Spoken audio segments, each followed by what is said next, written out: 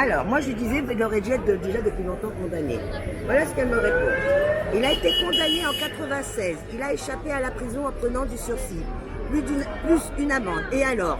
Il a quand même continué dès qu'il est revenu en politique. Après son illigibilité, je ne vais jamais dire ce mot-là, de 2 ans. Pour moi, dans ce cas comme dans les autres, c'est pareil. Tous les politiques, et là je me dis, tiens, elle a compris, je trouve que les mettre, alors écoutez bien, tous les politiques, les mettre en prison, derrière les barreaux, est stupide, il ne sert à rien. En plus, ça nous coûtera un argent dingue. En un mot, elle justifie qu'ils ne font pas de la prison parce qu'il n'y a pas besoin de faire d'exemple. Par contre, les petits délinquants et tout ça, qui rentrent, qui sortent et tout, c'est logique. Son truc, il est immense. Et tout ça pour pondre quoi? Pour nous dire, mais ça a toujours été comme ça. On a toujours été, gouverné par des crapules et tout ça et tout. Et c'est ça les Gilets jaunes, justement. Les Gilets jaunes, c'est un mouvement qui dénonce tout ça.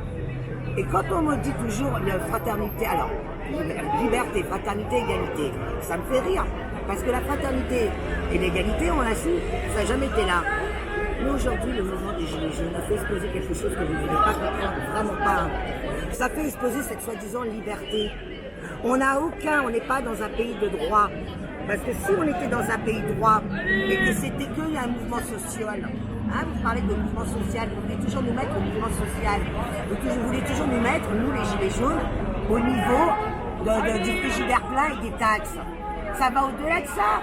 Parce que pour nous mettre toutes ces merdes, pour nous mettre toutes ces lois hein, qui nous fait tenir en laisse, hein, et ben voilà ce qui se passe. Dites-moi quel mouvement social a eu plus de 25 éborgnés à vie, 5 mains arrachées, plus de 2000 blessés.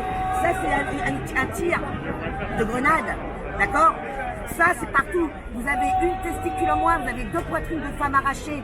À côté de ça, vous avez 1800 comparutions. Vous avez plus de 1000 personnes qui dorment en prison. Vous avez des journalistes qui dorment en prison. Mais quand est-ce que vous allez vous réveiller? Aujourd'hui, justement, et on lâchera plus jamais. C'est parce que c'est notre liberté, c'est celle de nos enfants qu'on se bat. Ça va au-delà du pouvoir d'achat, justement. Cette liberté de ne pas crever quand on va dans une manifestation. Vous ne voulez pas comprendre cette violence-là? À côté de ça, vous avez les policiers qui parlent de violence. Brûler une voiture, cadenasser une boutique. C'est de la violence, ça? Oh, c'est du vandalisme. Hein. Et bien, vous mettez ça au nom de la violence. Ça, c'est de la violence. Mais non, ça ne sert à rien. D'accord? Et c'est ça où je veux comprendre à cette dame-là. Oui, madame, on le sait, nos politiciens sont tous véreux, ça fait 250 ans que ça dure. On le sait que c'est Macron et compagnie. On le sait, moi ça fait 30 ans que je le dénonce. Hein, que c'est une démocratie à la merde, que les urnes ça veut rien dire, que c'est faux, on n'a pas le choix. On le sait. La seule chose qu'on ne savait pas, madame, la seule chose, parce que c'est une dame qui a resté, la seule chose que moi, personnellement, je l'ai vu et je l'ai compris le 1er décembre, c'est qu'on n'est même pas dans un pays de droit non plus, madame. Est-ce que ça, vous allez comprendre pourquoi on ne peut pas protéger nos enfants? Pourquoi ils mettent toutes les lois? Et je vais vous montrer à quel point ils sont pervers. J'ai un peu regardé la com de Microbe sur G7. J'étais morte de rire. J'ai pas pu aller jusqu'au bout tellement qu'il a gerbé. Je me suis juste arrêtée. Mais alors, sur encore un effet de langage, vous ne voulez pas le comprendre. Oui, je soutiens le maire qui avait fait à la base un arrêté pour les pesticides, là, le glyphosate. Oui, je le soutiens, mais nous avons des lois et il faut protéger les lois. Donc le préfet a fait son boulot. Ok. Microbe, qui fait les lois? Le préfet? Ta soeur? Ta mère? Ou c'est pas toi avec ton assemblée? Donc pourquoi pas changer cette loi-là justement? Vous me faites une loi en 24 heures pour les soi-disant casseurs pour qu'on ne puisse pas se protéger dans les gaz. Parce que ça aussi, c'est facile de dire, il n'y a plus de temps. Il faut revenir après ça. Hein. Il faut revenir, il faut avoir les couilles, hein, comme on dit. Hein. Il faut revenir, hein, après d'être casé pendant 9 mois. Mais on est là, parce que vous savez pourquoi on est là? Parce que de toute façon, on crèvera quand même. Donc autant crever le bras debout.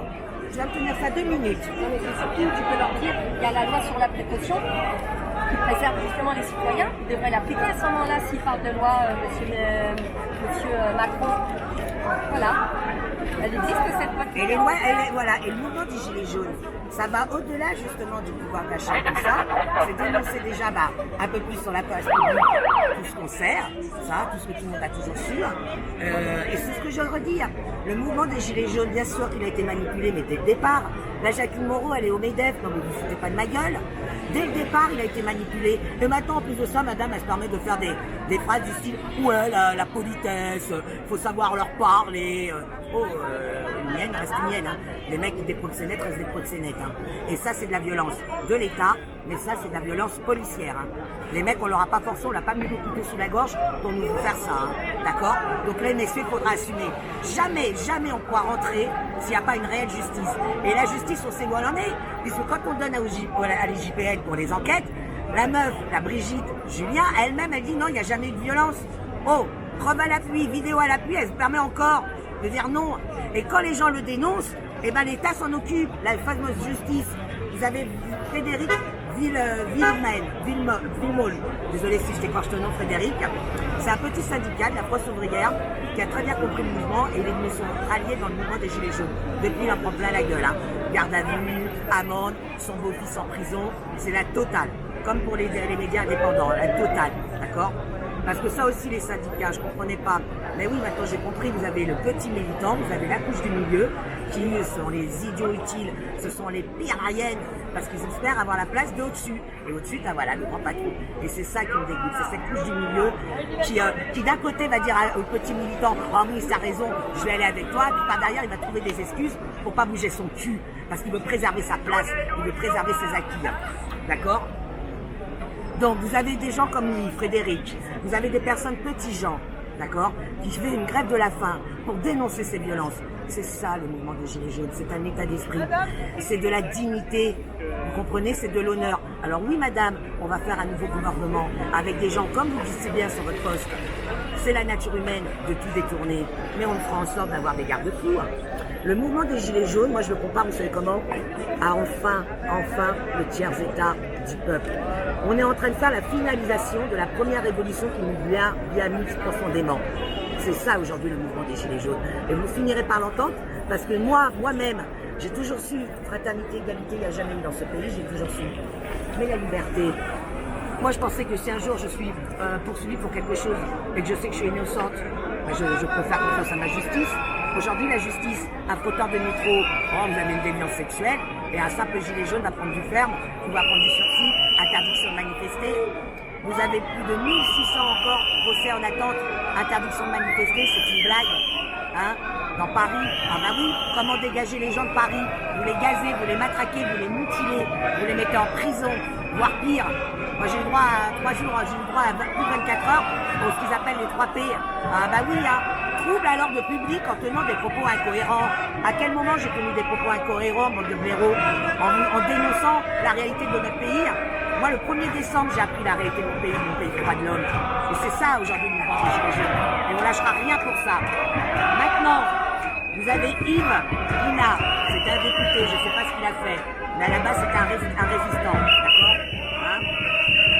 Se battre pour son pays, ce n'est pas de la violence, c'est de la grandeur. Et maintenant vous avez Gandhi qu'on cite sans arrêt. Là où il y a le choix entre la lâcheté et la violence, je conseille la violence. Et c'est ça la réalité. Et moi je ne veux pas en arriver là. Je ne veux pas arriver dans un moment où on devra se battre, parce qu'on est malgré tout en démocratie. Et moi, personnellement, je sais que si réellement le peuple comprend que c'est pas un mouvement social, dites-moi, citez-moi un mouvement social où il y a eu autant de blessés, mutilés. Dites-moi quel syndicat qui va dans la rue pour soi-disant dénoncer leur magouille, ont subi autant de prisonniers, autant de blessés, autant emprisonnés. Vous ne comprenez pas que l'État a peur. L'État a peur et il nous envoie les miliciens. On peut les faire tomber si c'est le peuple qui est dans la rue. Et aujourd'hui, le peuple, il n'y a qu'une seule partie de la population qui est là et qui dénonce. Et le pire de cette dame-là, qui elle-même dénonce en disant oui, on le sait, oui, on aurait dû, oui, mais on sait, oui, mais c'est comme ça, mais ça a toujours été comme ça, mais c'est la nature humaine. Mais c'est quoi cette justification de ça, de nos enfants? Et maintenant, faut pas oublier les morts des ronds-points. C'est aussi nos morts.